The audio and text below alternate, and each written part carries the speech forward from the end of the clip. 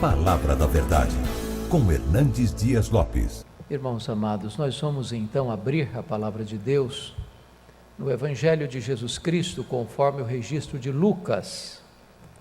Lucas capítulo 11.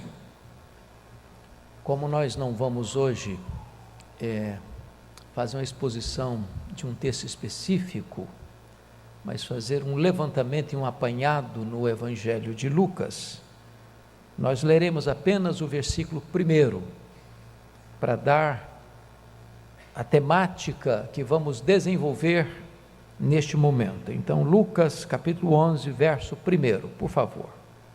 Se você tem a mesma versão que a minha, atualizada, leia comigo, por gentileza. De uma feita, estava Jesus orando em certo lugar. Quando terminou, um de seus discípulos lhe pediu: Senhor, ensina-nos a orar, como também João ensinou aos seus discípulos. Eu quero tratar com vocês hoje, irmãos, sobre a oração. A oração como a chave do poder espiritual.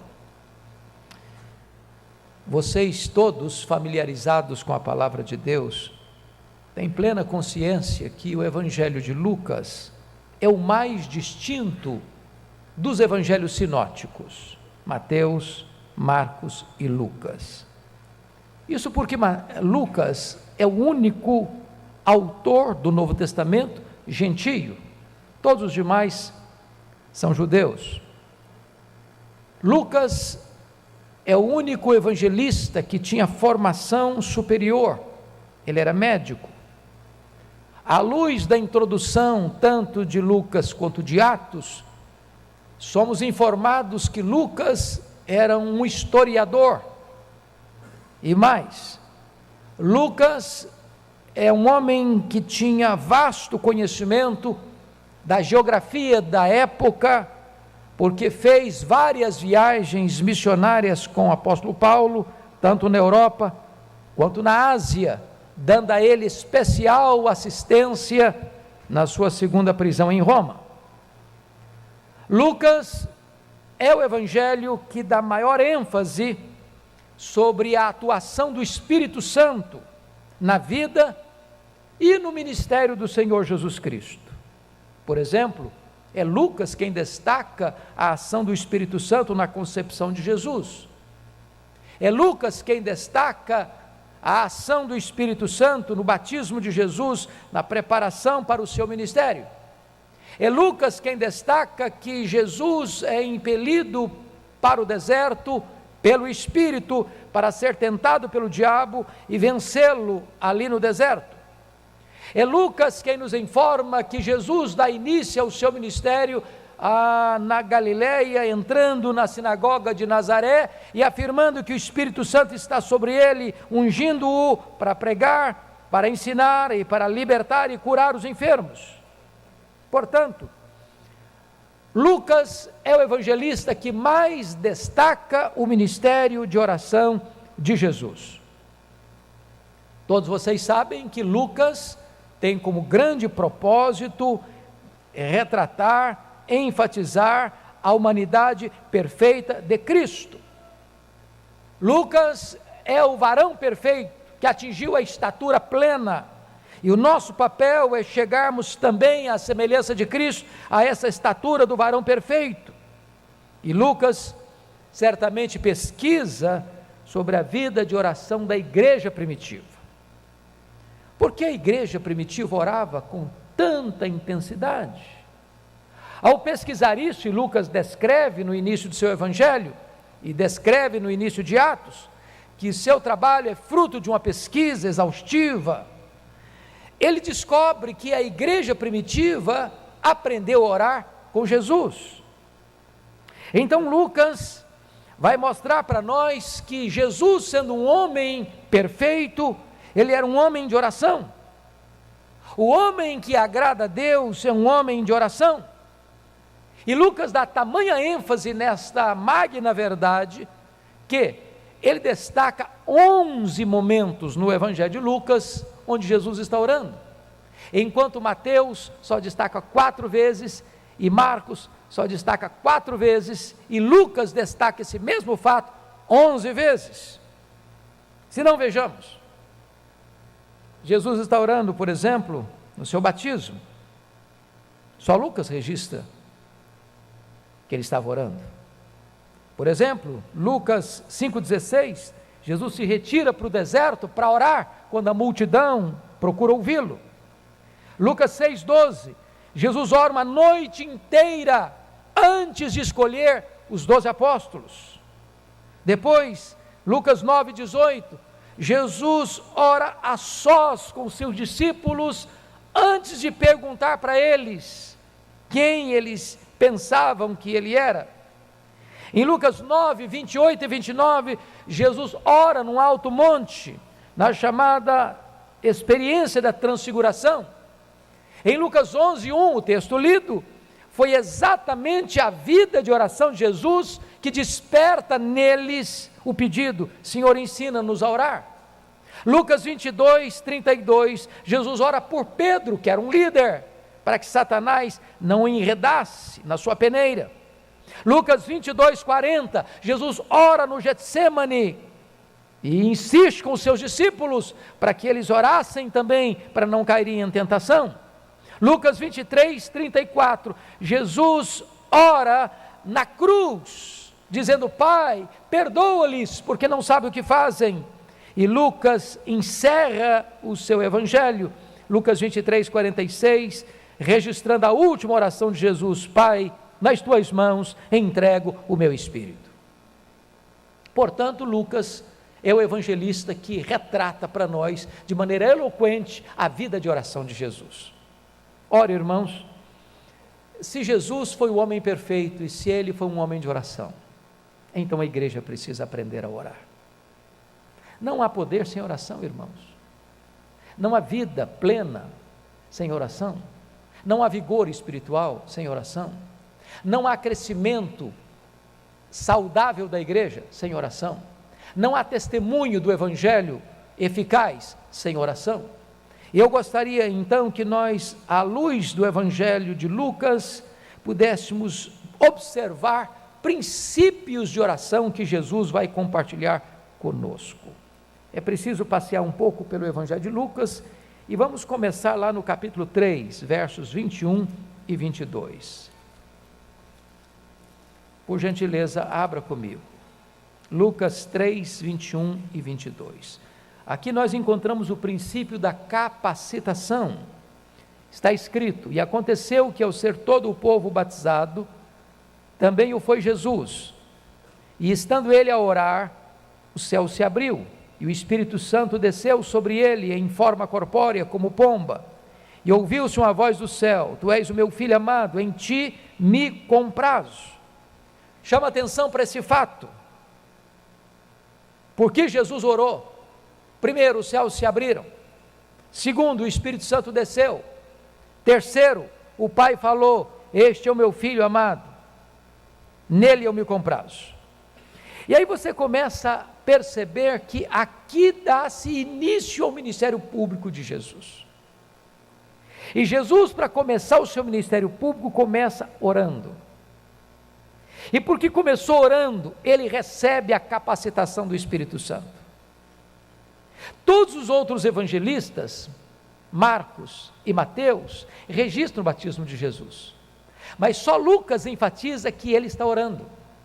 Os céus se abrem, o Espírito Santo desce e o Pai fala em resposta à oração de Jesus. E vocês percebem que a oração de Jesus aqui é uma pista dupla, porque ele se deleita no Pai em oração, o Pai responde: Eu me deleito em ti, meu filho, porque você está me buscando em oração. A maior importância da oração não são as súplicas que fazemos de pedidos de necessidades pessoais. O maior ponto e o ponto mais alto da oração é que por meio dela você tem comunhão, você tem intimidade, você tem prazer, você tem deleite em Deus. Agora pare para pensar uma coisa: se Jesus recebe o Espírito Santo quando ele está orando, eu pergunto a vocês, quando é que a igreja recebeu o Espírito Santo? A igreja recebeu o Espírito Santo quando ela estava orando.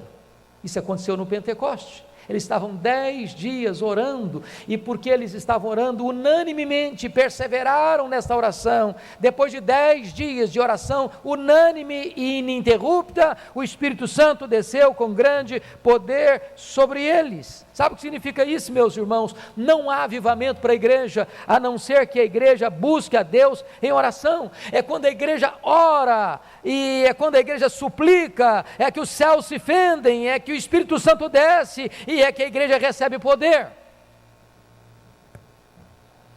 A igreja não terá poder para cumprir a sua missão, a não ser que a igreja também ore.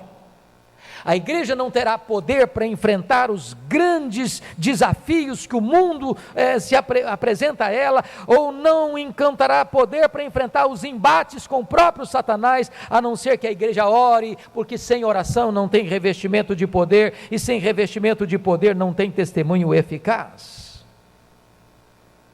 Eu quero dizer para você que o Pai se deleitará em você, na medida em que você se deleitará nele, através de uma vida de oração. Esse é o primeiro princípio que aprendemos com Jesus. Vamos ao segundo princípio. Lucas 5, por favor, versos 15 e 16.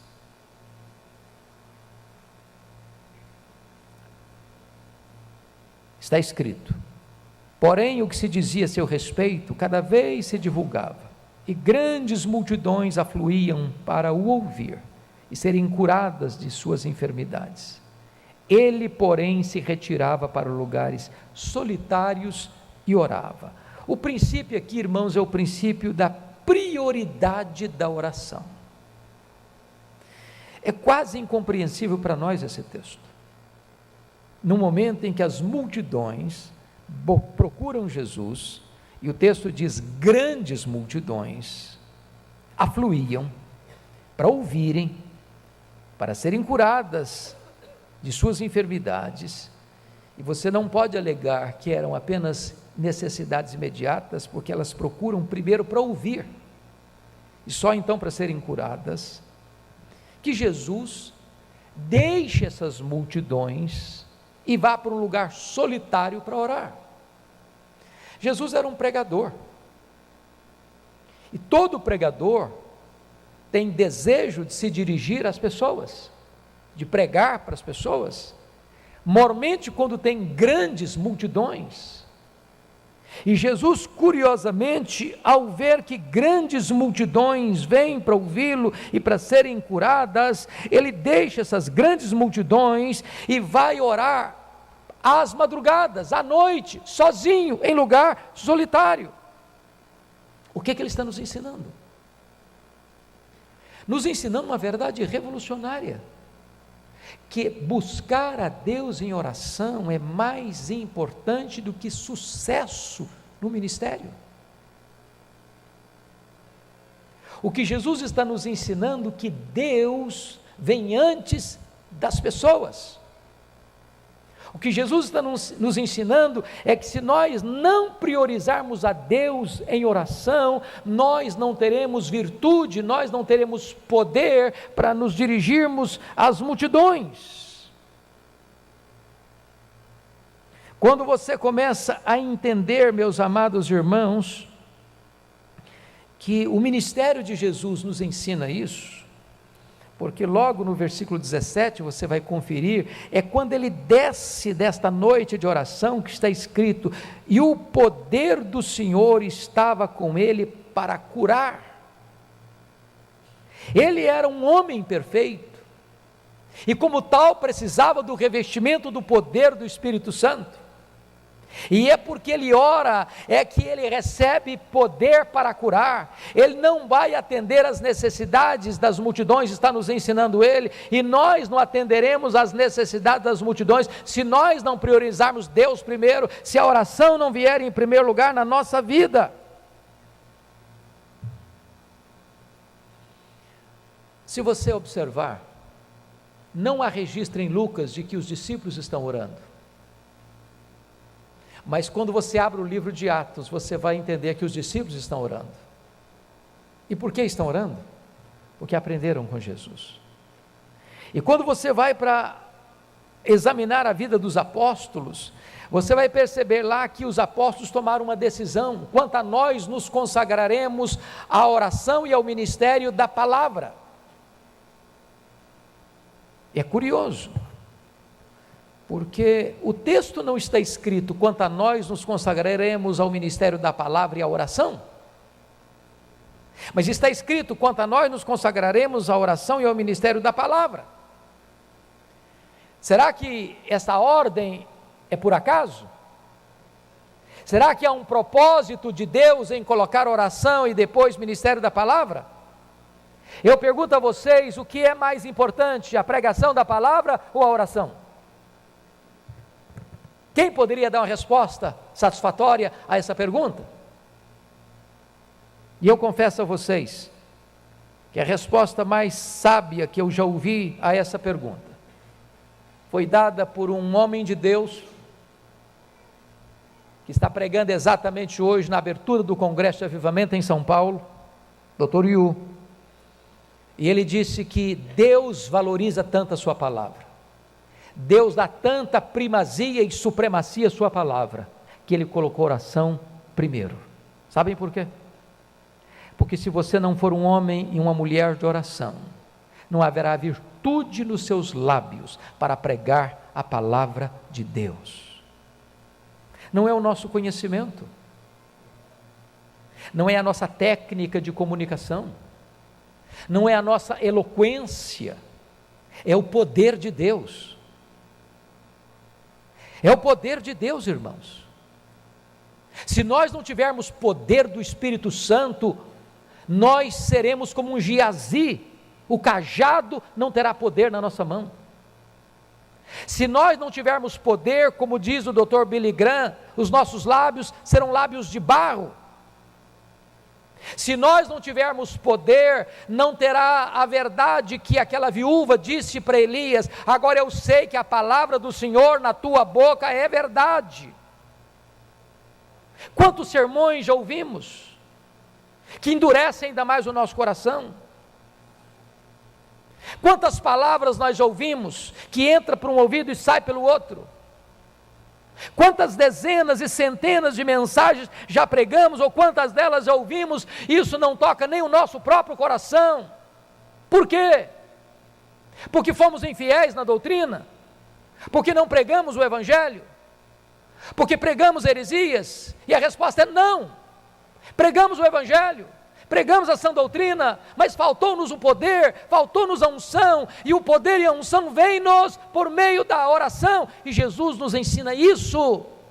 Antes de termos sucesso na pregação, nós precisamos ter vitória na oração. Essa é a prioridade que Jesus está nos ensinando. Mas vamos ao terceiro princípio.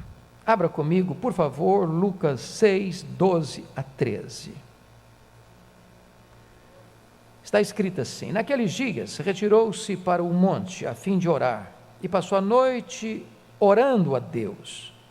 E quando amanheceu, chamou a si os seus discípulos, e escolheu 12 dentre eles, aos quais deu também o nome de apóstolos. Se você parar para perceber, esse texto aparece também em Mateus e também aparece em Marcos, mas só Lucas diz que Jesus passou a noite inteira orando para escolher os apóstolos. O que ele está nos ensinando? Aqui é o princípio da dependência de Deus. Há no texto original, no verso 12, uma expressão que só aparece aqui em toda a Bíblia, quando usa-se a expressão, retirou ele para o monte a fim de orar. A ideia aí é a oração de Deus. Oração é algo que você faz para Deus, mas quando Lucas, diferente dos outros textos, fala de uma oração, ele fala dessa oração aqui como oração de Deus. Ela só aparece aqui, essa expressão. E desta forma, o que Jesus está nos ensinando, irmãos, é que ele está completamente rendido ao propósito e à vontade de Deus para escolher os líderes da igreja, e liderança é essa que haveria de ser a pedra, o fundamento da igreja. Cristo é a pedra de esquina, mas a igreja está edificada sobre o fundamento dos apóstolos, e esta decisão ele toma numa total dependência de Deus em oração. É curioso que hoje, quantas vezes as pessoas querem orar, determinando para Deus o que Deus deve fazer.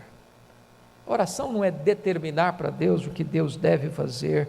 Oração é você submeter-se à completa orientação de Deus e às decisões de Deus e às determinações de Deus para a sua vida.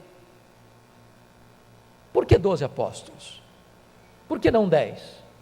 Por que não 30? Por que não 100? Por que 12?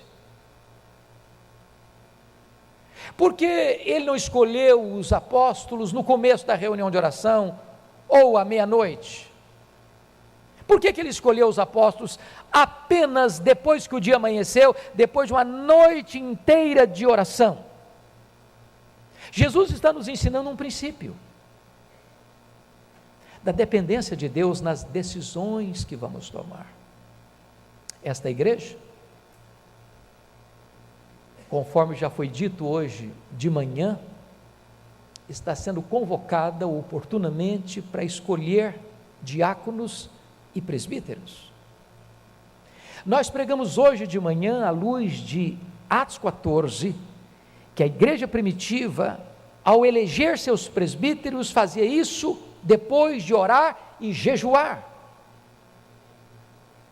E Jesus está nos ensinando aqui que ele, sendo o homem perfeito, passa a noite inteira orando antes de escolher aqueles que deveriam ser os líderes da igreja. Que critérios deveríamos adotar? Dar o nosso jeito? Usar as nossas armas? Usar nossas estratégias? Tentar convencer nos corredores, não esse, não aquele? Ou deveríamos nós, com a boca no pó, diante do Deus Todo-Poderoso, em súplica fervorosa e ardente, em vigílias de oração, clamarmos a Deus: Deus, aponta aqueles que tu queres, escolhe aqueles que tu queres, aqueles que estão no teu coração. Deva ser essa a nossa postura, porque é isso que Jesus ensina a você e a mim e a nós nesta noite. Quarto princípio de Jesus, veja comigo por favor, Lucas 9, 18 a 20. Lucas 9, 18 a 20. Estando ele orando à parte, achavam-se presentes os discípulos, a quem perguntou: quem dizem as multidões que sou eu? Responderam eles: João Batista, mas outros Elias, e ainda outros dizem que ressurgiu um dos antigos profetas. Mas vós, perguntou ele, quem dizeis que eu sou? Então falou Pedro e disse: és o Cristo de Deus. Você sabe que este texto está registrado também em Mateus e Marcos, mas somente Lucas diz que Jesus, nessa conjuntura, está orando. E por quê? Se você perceber, Jesus está orando exatamente no momento em que ele vai fazer a mais importante pergunta aos discípulos: o que é que o povo está pensando a meu respeito? E também orando para perguntar a eles: e vocês, o que pensam de mim? O que significa isso, irmãos? Se você observar o contexto, logo antes desse fato, Jesus havia alimentado uma multidão. Qual foi o resultado? A multidão quis fazer de Jesus um rei político, um Messias terreno, apenas para resolver os seus problemas imediatos, de pão, de curas. Jesus está orando. Por quê? Porque é pela pregação do Evangelho, mas como resultado da oração, é que as pessoas têm seus olhos abertos para compreenderem de fato quem é Jesus. Talvez, meus irmãos, nós temos falhado num ponto. Nós temos divorciado evangelização de oração. Testemunho do evangelho de oração. E se você ler à luz do ministério de Jesus e do livro de Atos, a igreja ora e a igreja prega, e o Espírito Santo toca o coração. É curiosíssimo que Jesus esteja orando exatamente nesse contexto, e você só pode saber então por que ele está orando. Ele orou para que os discípulos soubessem que tipo de pessoa ele era. E tanto é fato que quando Pedro diz, tu és o Cristo de Deus, ou tu és o Cristo, filho do Deus vivo, Jesus diz para ele, não é você que entendeu isso por você não, Pedro, você só entendeu isso porque o Pai me revelou para você, e o Pai me revelou para você, em outras palavras, em resposta à minha oração, Pedro. Irmãos amados, entendamos isso. Se nós quisermos ver pessoas convertidas, se nós quisermos ver pessoas entendendo quem é Cristo, tirando as vendas dos olhos, o tampão dos ouvidos, tocando o coração, nós precisamos pregar, mas nós precisamos orar para que Deus toque o coração dessas pessoas. Esse é o princípio que Jesus está nos ensinando. Pense comigo, por que pessoas vão à igreja? Dia após dia, semana após semana, mês após mês, ano após ano, e não conhecem pessoalmente a Cristo. Para que uma pessoa confesse a Cristo, irmãos, é necessário que a igreja ore e que a igreja pregue. Se nós não entendermos isso, irmãos, nós não experimentaremos as maravilhas divinas na nossa ação evangelizadora, na nossa ação missionária. Observe comigo os campos missionários, estude a história dos missionários, estude a história das missões, estude a história dos reavivamentos, e vocês verão isso acontecendo em todos os lugares. Os missionários oraram, os missionários atravessaram noites de oração, e os missionários pregaram, e em resposta à oração e à pregação, os corações se derreteram. A nossa pregação, irmãos, não terá poder se não houver oração. Não é a metodologia, não é aprender mais um método de evangelismo que vai resolver o problema. O que nós precisamos, na verdade, é de uma vida de oração, é de uma vida de poder, é de coragem e intrepidez do Espírito para pregar, e de repente o coração inflamado pela oração, no fogo do altar da oração, esta palavra arderá nos corações. Você sabe que o diabo usa dois métodos para tentar barrar uma igreja. O primeiro método que o diabo usa para barrar uma igreja é distorcer a palavra. Onde não tem sã doutrina, onde não tem evangelho genuíno, não tem igreja que cresça de forma saudável. Mas a outra mania, outra forma do diabo tentar atrapalhar uma igreja é matar a vida de oração dessa igreja. Aí você prega, mas é uma pregação mecânica. Aí você prega, mas não tem virtude do Espírito Santo. Como dizia Lutero, sermão sem unção endurece o coração. Como dizia William E.M. Bounds, homens mortos tiram de si sermões mortos, e sermões mortos matam. Irmãos, a igreja precisa orar pelos pregadores, pelos pastores, pedindo a Deus que nós, pastores, sejamos um graveto seco a pegar fogo, o fogo do Espírito, que o púlpito seja uma fogueira acesa. Se não houver oração nos bancos, não haverá poder nos púlpitos. Jesus está nos ensinando esse princípio, meus irmãos. A igreja precisa redescobrir a alegria, o prazer, o entusiasmo da oração, das vigílias de oração, das horas de choro na presença de Deus, buscando o revestimento de poder. Quinto princípio. Confira comigo, Lucas 9, 28.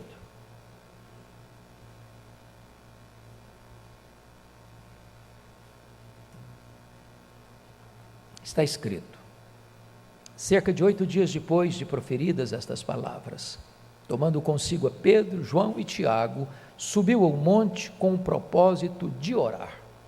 Notem mais uma vez comigo que Mateus registra a transfiguração, Marcos registra a transfiguração, mas só Lucas diz que ele subiu esse monte para orar. Só Lucas. E por que ele orou? Algumas coisas aconteceram. Primeiro, ele foi transfigurado na presença dos discípulos. Seu rosto brilhava como o sol, suas vestes como a luz. Porque ele orou, diz a Bíblia, que a glória de Deus entrou na sua face, na sua roupa, no seu corpo. E algumas coisas acontecem como resultado da sua oração. Primeiro, Moisés e Elias aparecem em glória conversando com ele, falando da sua partida para Jerusalém, falando da sua morte na cruz em Jerusalém.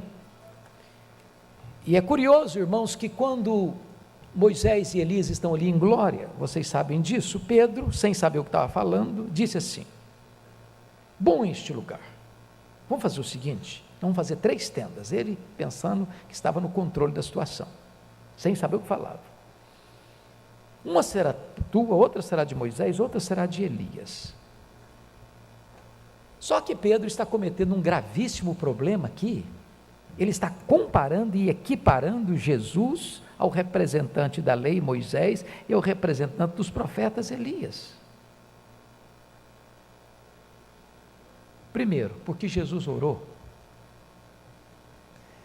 ele não precisou se defender. Porque Jesus orou, o Pai o defendeu, envolvendo-os numa nuvem, e trovejando desde os céus para dentro da nuvem: este é o meu filho, o meu eleito, a ele ouvi. Sabe o que Jesus está nos ensinando, irmãos? Nós não precisamos nos defender, nós precisamos orar, porque quando nós oramos, Deus nos defende. Segundo, porque Jesus orou, o Pai o capacitou antecipadamente para enfrentar a cruz. A agenda tratada ali naquele monte foi a partida para Jerusalém, a cruz, que seria o nosso êxodo, a nossa libertação. De que maneira Jesus, o Pai o preparou antecipadamente, trazendo-lhe lampejo da glória, da mesma glória que ele tinha com o Pai antes da fundação do mundo. E desta maneira, quando Jesus desce deste monte, ele mostrava no seu semblante que ele estava indo para Jerusalém. Ele desce pronto a obedecer, porque o Pai o havia preparado antecipadamente para enfrentar o Calvário. É quando você ora, é que Deus prepara você para os grandes embates da vida. Mas ainda, é porque Jesus orou, é que o Pai confirmou Jesus para os seus discípulos: este é o meu filho, a ele ouvi. E diz a Bíblia que quando a nuvem foi embora e os discípulos acordaram porque estavam tomados de medo, ninguém mais viram senão a Jesus Cristo, a Jesus Cristo. Amados irmãos, este é um princípio que Jesus está nos ensinando, o princípio de que Deus nos defende e Deus nos prepara para os grandes embates da vida, quando nós temos uma vida de oração. Sexto princípio, por favor, confira comigo Lucas 22. Lucas 22, 31 e 32. Está escrito: Simão, Simão, Eis que Satanás os reclamou para vos peneirar como trigo. Eu, porém, roguei por ti para que a tua fé não desfaleça. Tu, pois, quando te converteres, fortalece os teus irmãos. Amados irmãos, vamos entender o que está acontecendo aqui. Pedro era um líder. Pedro foi um grande líder. Mesmo antes da sua queda e depois da sua restauração. O que é liderança? Liderança é influência. Um líder influencia outras pessoas. Liderança não necessariamente é formal. Não é apenas por ocupar este ou aquele cargo, ou esta ou aquela função, na igreja ou numa empresa ou em qualquer outro lugar do mundo. Líder é algo inato, uma liderança que Deus dá, e um líder influencia ou para o bem ou para o mal. Talvez por esta causa Satanás tivesse tanto interesse em cirandar com Pedro, peneirar Pedro. E Jesus está orando por ele,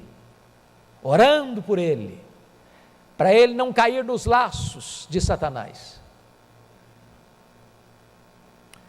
Quando você olha a liderança de Pedro, ela fica muito clara, lá em João 21, quando Pedro chega lá no mar da Galileia e vai com os seus colegas, discípulos, debaixo da orientação do próprio Cristo ressurreto, que deveria encontrar com ele lá na Galileia. Ao chegarem lá, não encontram Jesus, e Pedro disse assim: eu vou pescar. E porque ele era um líder, e líder é quem influencia, os outros disseram: pois nós vamos contigo. Sabe o que Jesus está me ensinando aqui, a você e a mim? Nós devíamos orar pelos líderes. Sabem por quê? Porque não tem líder neutro. Um líder é uma bênção ou é um problema. Ou ele leva gente para perto de Deus, ou ele afasta pessoas de Deus. Nós devíamos orar mais pelos líderes. É isso que o Senhor Jesus está fazendo aqui, orando por Pedro, para que ele não caia nessa peneira do diabo, para que ele use a sua liderança para o bem e não para o mal.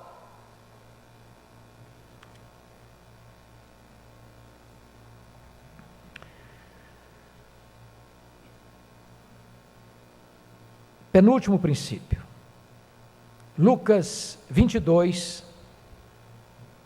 39 a 46, você vai encontrar aqui algo sublime. Lucas 22, Jesus está no Getsêmani, e Jesus já havia dito para os seus discípulos, no versículo 40, orai para que não entreis em tentação. Mas se você perceber, no versículo 41, ele pessoalmente, individualmente, solitariamente, se afasta e de joelhos orava. E a sua oração foi desta maneira: Pai, se quiseres, passe de mim este cálice, contudo não se faça a minha vontade, e sim a tua.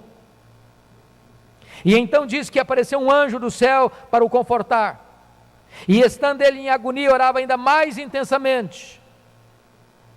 E aqui algumas coisas precisamos entender.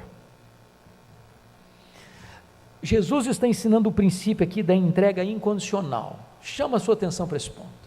Aqui no Getsêmani é que a maior batalha da humanidade se travou. Sabem por quê, irmãos? A angústia de Jesus não foi na cruz. Não consta nos registros bíblicos que Jesus ficou angustiado na cruz. A angústia de Jesus foi no Getsêmani. É aqui que ele compartilha com os seus discípulos: ficai comigo, Pedro, Tiago e João, ficai comigo, a minha alma está profundamente triste até a morte. E no que estava a angústia de Jesus? O cálice. Que cálice? Cálice amargo. O que tinha nesse cálice? A santa ira de Deus. Este cálice é a ira de Deus contra o seu e o meu pecado. E ele, sendo santo, santo, santo, precisou sorver cada gota desse cálice, ao se fazer pecado por nós, ao se colocar no nosso lugar, ao assumir o nosso lugar, ao se dispor a carregar no seu corpo o nosso pecado. Essa foi uma batalha tão dura, que diz Hebreus 5,7, que ele fez isso com forte clamor e lágrimas. Jesus chorou de soluçar, Jesus chorou de molhar o chão, a agonia dele foi tal, que diz o texto que o seu corpo ficou exausto, e foi preciso que um anjo de Deus viesse para confortá-lo, para fortalecê-lo, não para desistir da oração, mas porque a oração ainda teria que ficar mais renhida e mais intensa ainda, porque o anjo vem, depois do segundo período de oração, para o terceiro mais renhido, onde a luta seria agora de sangrento suor, e ele ora com lágrimas, ele ora com choro, ele ora suando, ele ora sangrando, ele ora clamando. E se você vai para o original, você vai notar que a palavra agonia,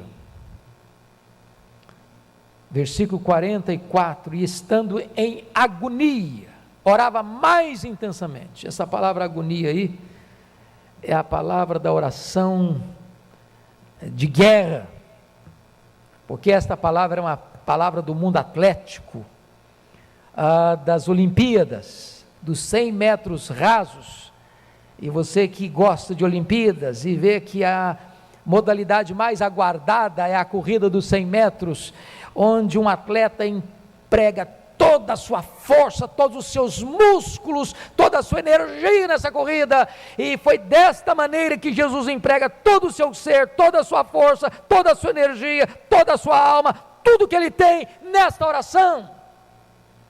Para quê? Para se submeter à vontade do Pai, não para fazer a vontade dele.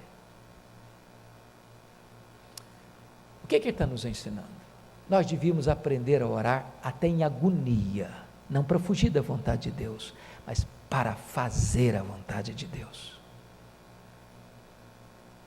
Depois que Jesus triunfa nesta oração e se levanta, não tem mais agonia nele, não tem mais angústia. Agora a turba está chegando, é ele quem se apresenta e pergunta: a quem buscais? A Jesus, Nazaré. Pois sou eu, caído por terra. A partir daqui ele está sendo cuspido e esbordoado no sinédrio, está firme como uma rocha. A partir daqui ele é levado ao pretório romano e é espancado, é humilhado, é vilipendiado, está firme, resoluto. A partir daqui ele caminha pelas ruas apinhadas de Jerusalém, sob os apupos e vaios, uma multidão ensandecida, e as mulheres estão chorando. Porque vocês estão orando por mim? Chorai por vocês mesmas, pelos filhos de vocês. A partir daqui ele é pregado naquela cruz e transforma aquele patíbulo de horror num palco para a glória de Deus e num instrumento para a nossa salvação, porque aqui, irmãos, ele venceu a batalha para fazer a vontade do Pai. A vontade do Pai. Rendição absoluta à vontade do Pai. Mas o último princípio que eu gostaria de partilhar com você é o princípio da oração como chave para a salvação. Confira comigo o capítulo 23.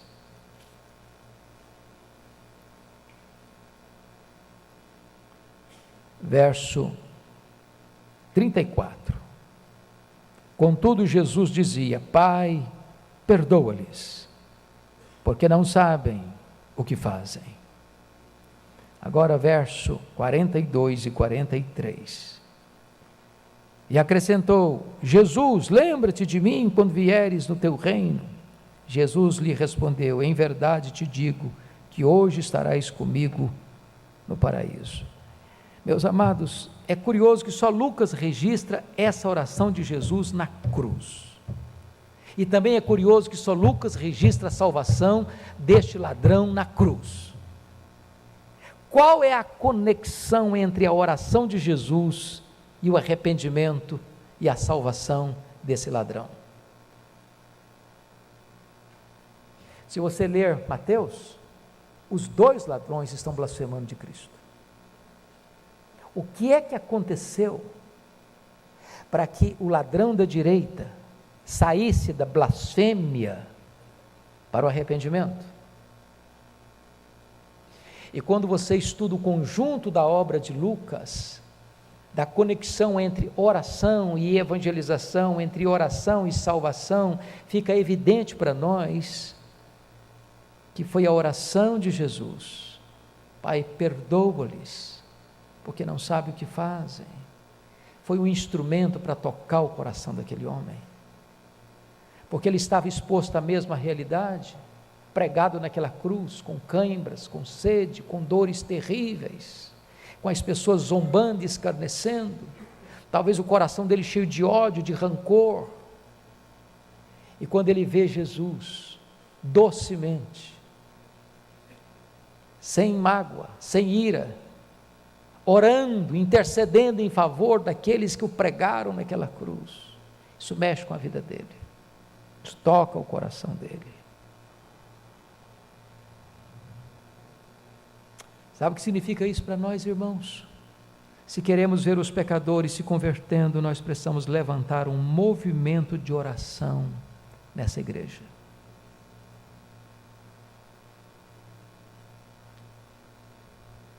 Talvez você diga: pastor, mas nós vivemos no século 21. Tem gente aqui nessa igreja que trabalha 3 expedientes por dia. Eu sou um deles. Eu trabalho 3 expedientes por dia, todo dia.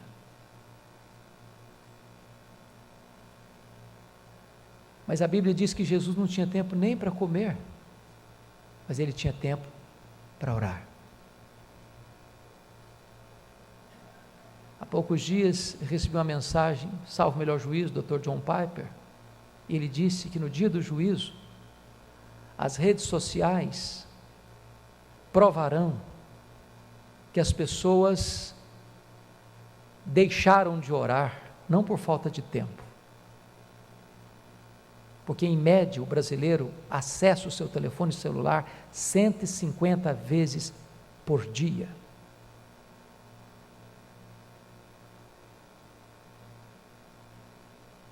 Eu quero conclamar esta igreja a voltar ao seu primeiro amor, a voltar às suas vigílias de oração, a voltar às suas reuniões de oração, a voltar à sua vida devocional pessoal, se nós quisermos ver os milagres de Deus acontecendo. Já disse para vocês várias vezes que se nós presbiterianos não estamos crescendo como devíamos crescer, não é por falta de cabedal teológico, graças a Deus nós temos isso, é por falta de oração. A igreja presbiteriana da Coreia não é melhor que a nossa, eles não têm mais conhecimento que a nossa, mas a igreja que é mais nova do que a nossa, 28 anos, é mais de 10 vezes maior do que a nossa, em números. E quando eu olho isso, a única resposta que eu encontro e tenho é que eles oram mais do que nós. Não precisamos buscar em outra fonte, basta olhar para o nosso Salvador, ele foi um homem de oração. E eu quero terminar com o versículo que nós lemos, termos a humildade dos discípulos e perguntar e pedir para ele: Senhor Jesus, ensina-nos a orar, ensina-nos a orar. Baixa a sua fronte, por favor.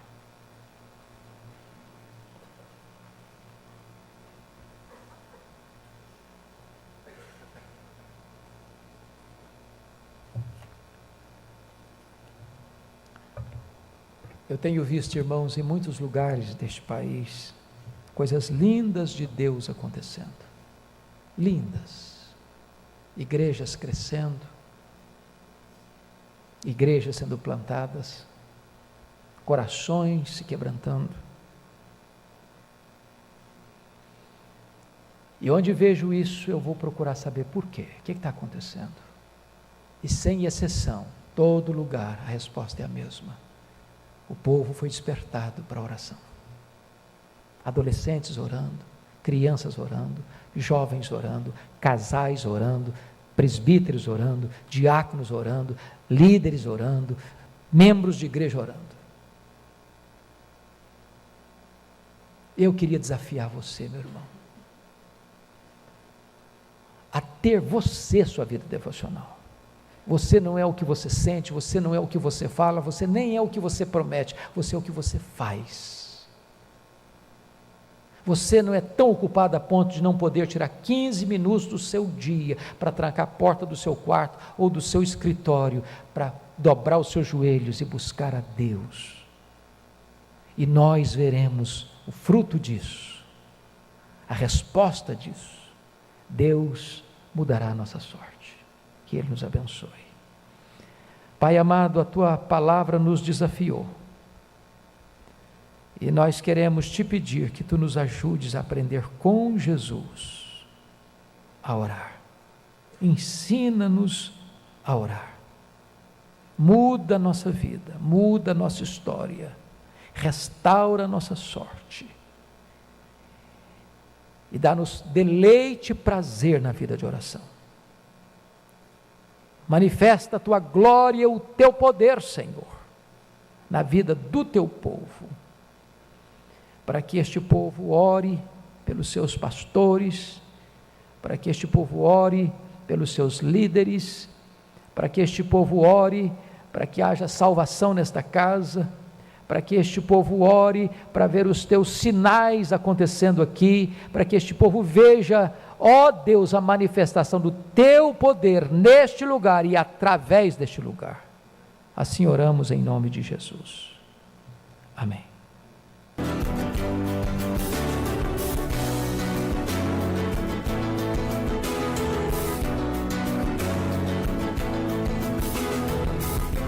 Palavra da Verdade, com Hernandes Dias Lopes.